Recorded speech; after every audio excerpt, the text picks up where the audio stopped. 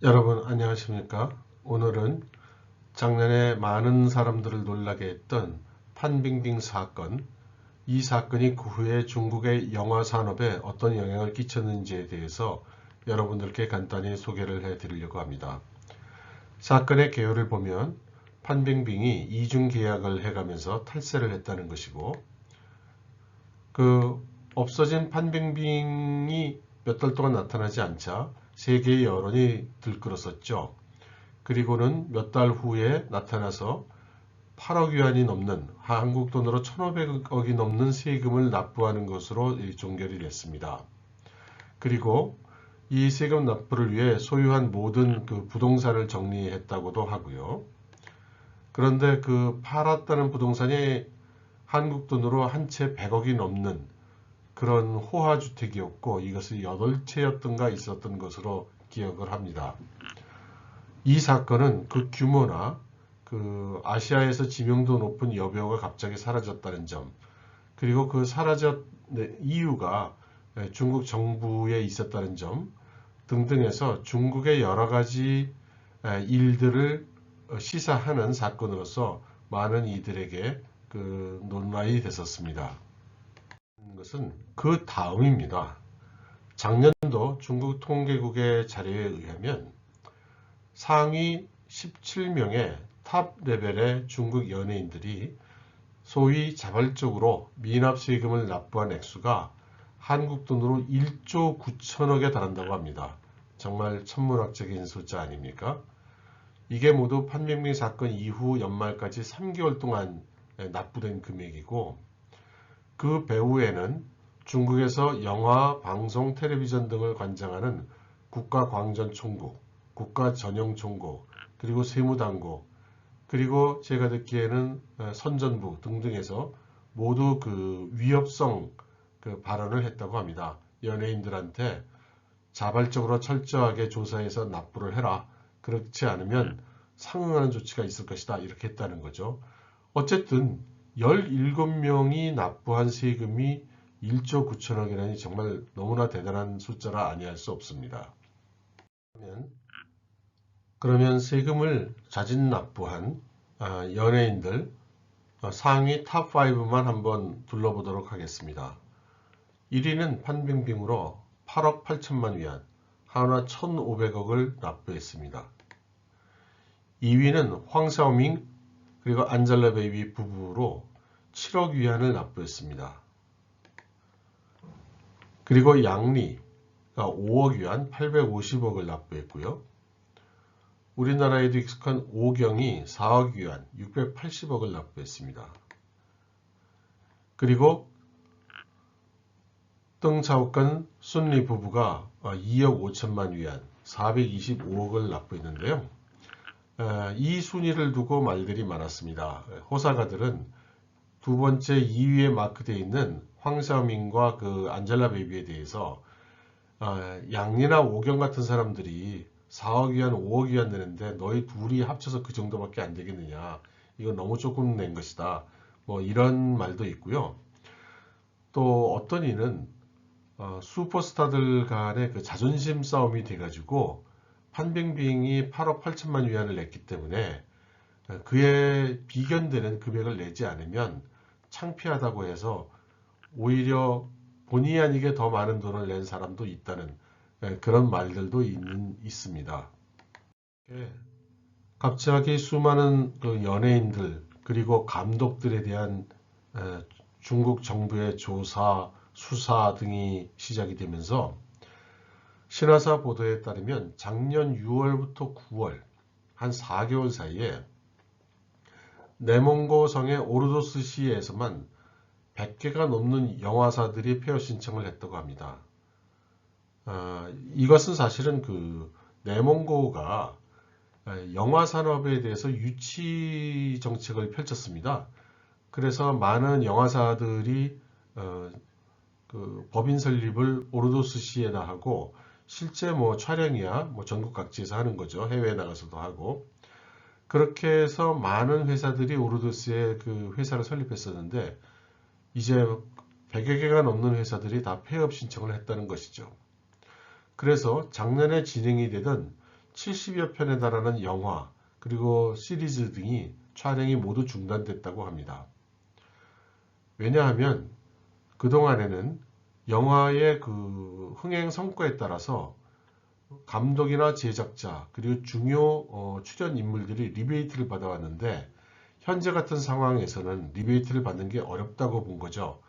그러면 공식적으로 받는 조그만 돈 그리고 지금 현재 진행되고 있는 조사와 수사 이것 등을 고려해서 많은 사람들이 제작 포기하고 활동을 중지한 것이죠. 그래서 프로덕션이나 프로모션사들도 투자 규모를 대폭 줄였고 따라서 작년에는 영화나 시리즈의 제작 편수가 대폭 줄었습니다. 그 결과 아마 금년에는 중국 영화나 드라마 볼 수 있는 일이 상당히 줄어들 것 같습니다.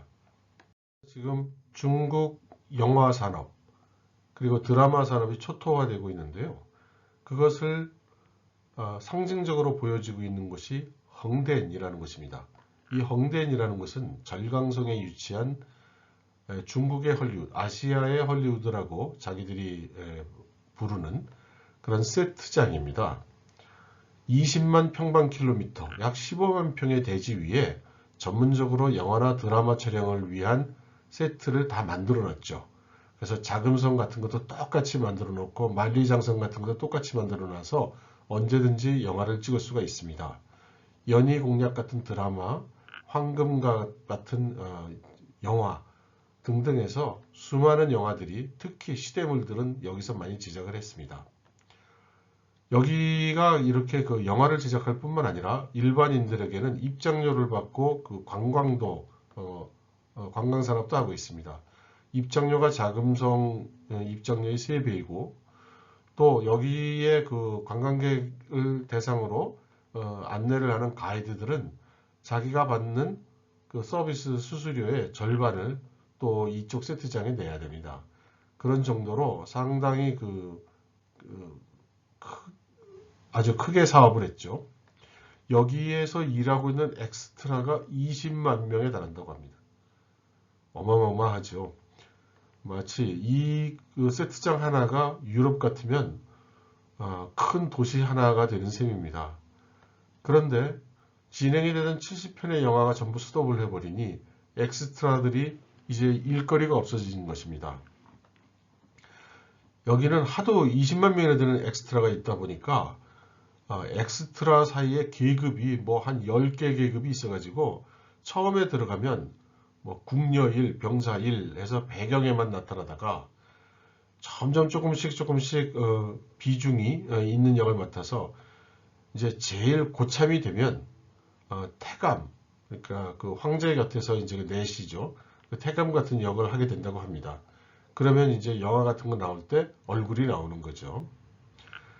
그래서 이곳은 그 세트장을 중심으로 해서 많은 사업을 하고 있습니다. 호텔도 있고요. 무슨 음식점들도 많고요. 선물 가게 같은 건 물론입니다. 그래서 여기서 그룹이 있어요. 쉬용안이라는 사람이 그 그룹 회장이고 그 산하에 있는 회사 중에 4개가 상장에 성공을 했습니다.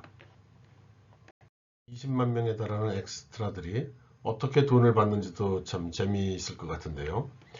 하루 8시간 기준으로 40위안을 지불한다고 합니다. 우리나라 돈으로 한 7,000원쯤 되나요? 그리고 초과 시간은 1시간당 5위안을 더 지불한다고 하고요. 그 다음 그 부대 조건에 따라서 돈을 더 준다고 합니다. 더 주는 금액을 살펴보면 화장을 해야 되는 경우에는 5위안 이상을 준다고 하고요. 또 피를 묻혀야 되는 경우에는 10위안에서 30위안 정도를 더 준다고 합니다. 머리를 빡빡 밀어서 중 같은 모습이 되는 경우에는 30위안을 더 주고 비를 맞아가면서 해야 되는 역할은 10위안 더 주고 그 다음에 무슨 장례식 같은 데 가서 뭐 울며 뭐 불며 이런 거 해야 되면 10위안 더 주고 그 다음 그 맞는 역할은 상대방이 진짜로 때린답니다. 30위안을 더 준다고 하고요.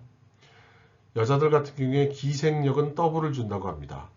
단 이 더블을 주는 경우는 손님역과 신체 접촉이 있는 경우 그리고 시체역 같은 경우에는 촬영팀에서 알아서 서로 상의해서 정한다고 합니다. 그런데 생각과는 달리 하루에 영화를 찍는 편수가 많기 때문에 열심히 뛰는 엑스트라의 경우에는 하루에 뭐 7, 8편의 얼굴을 내밀 수가 있대요. 그래서 생각보다는 돈이 된다고 합니다. 그래서 한 달 정도 열심히 벌면 4,000위안에서 5,000위안 정도를 번다고 하네요. 그런데 이 정도면 북경의 일반 사무직 봉급이 이 정도 됩니다. 그러니까 적은 금액은 아니에요. 하지만 말씀드렸다시피 70여 개가 넘는 영화 또는 드라마 시리즈가 모두 촬영이 중단이 되니 이제 일거리가 거의 없어서 4, 5천 위안 벌던 사람들이 지금 한 400위안, 500위안 밖에 못 번다고 합니다. 그래서 생계도 되지 않기 때문에 많이들 떠났다고 합니다. 당분간 중국의 영화 산업은 관망세에 있을 것으로 생각이 됩니다. 다들 납죽 엎드려 있을 것 같고요. 더군다나 금년도 경기 부진이 계속될 전망이고 전국도 불안할 것 같아서 아마 영화 드라마 제작이 쉽지 않을 것 같습니다. 걱정하는 것 같이 금년에 정치적 노선투쟁 같은 것이 일어나게 되면 연예인들은 더더군다나 쉽게 공격 대상이 되고 처벌 대상이 되기 때문에 더더군다나 앞으로 나서지 않을 것입니다. 거꾸로 우리나라의 그 영화산업 기업들이 중국이 수입시장을 더 열어야 되고 지재권 보호를 더 한층 더 해줄 수밖에 없는 그런 환경이 됐기 때문에 이것을 디딤돌로 해서 우리나라 오락 프로그램을 수출한다든가 영화를 진출한다든가 하는 것을 다시 한번 추진해 볼 만한 기회가 왔다고 하겠습니다. 여러분 감사합니다.